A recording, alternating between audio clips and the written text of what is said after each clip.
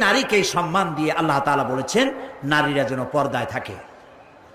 কুল লিল মুমিনাতি ইয়াগদুদনা মিন আবসারিহিন, মেয়ে লোকদেরকে বলা হয়েছে মুমিনা নারী তোমরা তোমাদের চক্ষুকে পরপুরুষ থেকে নিম্নগামী করে রাখো।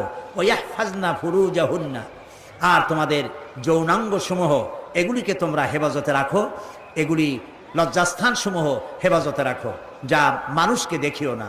ওয়াকারনা ফি বুয়ুতিকুন্না ওয়ালা তাবাররাজনা তাবাররুজাল জাহিলিয়াতিল উলা, আর তোমরা তোমাদের ঘরের মধ্যে থাকো ওই জাহিলিয়াতের যুগে যে ধরনের সাজসজ্জা করে রাস্তায় বেরোতো, ঠাক ঠামক করতো, রূপচর্চা করতো মানুষের সামনে, পরপুরুষের সামনে, জাহিলি যুগের মতো তোমরা বেরিও না। কে বলতেছেন? আল্লাহ বলতেছেন, আল্লাহ পাক বলছেন ওয়াকারনা ফি বুয়ুতিকুন্না, ঘরের মধ্যে থাকো।